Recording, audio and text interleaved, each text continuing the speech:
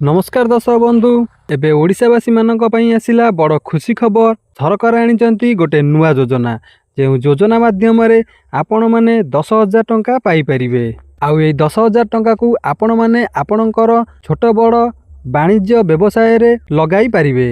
हाँ दर्शक बंधु आपण मानक पई सरकार दिन को दिन गोटे लेखा नुआ नुआ योजना नहीं कि आसुचंती। एथर मध्य आपणक पई गोटे भल योजना नहीं कि आसीचंती जो थे आपण मानकु 10,000 टंका दिज्व। ताले दर्शक बंधु आसतु जानिबा एही 10,000 टंका आपण माने केमिति पाइबे, एथिपाई आपण मानकु कौन करिबा पई पड़िबो आउ एथिपाई कौन सब डॉक्यूमेंट गुड़िक आवश्यक पड़िबो आसतु पूरा डिटेल्स रे वीडियोटी को जानिबा। ताले चलंतु वीडियोटी को स्टार्ट करिबा।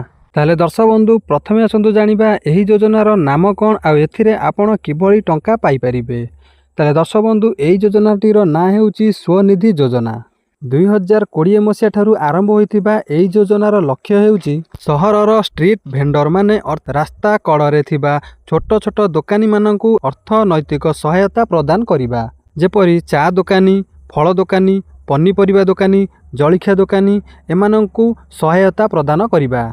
आहुरी मध्य मोची दोकान, टेलर दोकान, सेलून दोकान और अन्यान्य छोट छोट व्यवसाय करुथिबा लोकमानकु ऋण प्रदान करी सेमानंक व्यवसाय को आहुरी सुदृढ़ करिबा एही योजनार लक्ष्य अटे। ताले दर्शक बंधु एबे आसंतु जानिबा एही टंकाटी आपण किभली पाई परिबे। दर्शक बंधु एही स्वनिधि योजना माध्यम रे सरकार एही छोट छोट दोकानी बा व्यवसायी मानकु 10,000 टंकार ऋण प्रदान करिथांती। आउ एही ऋण आपणकु 3टी फेज रे मिली थाए। प्रथमे आपणकु 10,000 टंकार ऋण प्रदान करा जाय थाए जदि आपण यही 10,000 टंका को आपण जदि परिशोध करि दउचंती। द्वितीय फेज रे आपणकु 20,000 टंकार ऋण दिया जिवो। आपण जदि से 20,000 ऋण को परिशोध करूचंती ताले तृतीय फेज रे आपणकु 50,000 टंकार ऋण प्रदान करा जिवो। आउ सबुठारु बड़ कथा हेउची एही सबु ऋण पाइबा पई आपण मानकु कोनोसी जमी बा बंधक देबा पई पड़िबो नाही। आहुरी गोटे बड़ कथा हेउची आपण जदि ठीक समय रे एही ऋण गुडी को परिशोध करूचंती ताहले सरकारक तरफरु आपणकु कैशबैक बा सब्सिडी मिली थाए। जेतेबेले भेंडर माने ठीक समय रे ऋण फेरस्त करंती सेतेबेले सेमानक बैंक खाता को सरकार पक्षरु 7% शुद्ध सब्सिडी जमा होई थाए। ताहले दर्शक बंधु आपण माने जदि एही ऋण को ठीक समय रे परिशोध करूचंती ताहले सरकार आपणकु 7% शुद्ध रे सब्सिडी प्रदान करिथांती। आहुरी मध्य गोटे लाभ हेउची आपण माने जदि यूपीआई किंबा क्यूआर कोड द्वारा डिजिटल पेमेंट ग्रहण करूचंती ताहले प्रति मासरे आपणकु 100 टंका पर्यंत आवश्यक 100 टंका पर्यंत कैशबैक पाई परिबे। ताले दर्शक बंधु एही योजनार उद्देश्य हेउची स्ट्रीट भेंडर को आत्मनिर्भर कराइबा, व्यवसाय को बढ़ाइबा, डिजिटल अर्थनीति को गति देबा, क्रेडिट स्कोर उन्नत करिबा। ताहले दर्शक बंधु एबे आसंतु जानिबा जोटा कि सबठारु बड़ बा इम्पोर्टेंट कथा हेउची एही टंका पई आपणकर योग्यता कौन आवश्यक अछि। एही योजनाटी सहरर समस्त स्ट्रीट भेंडर पई उपलब्ध अटे।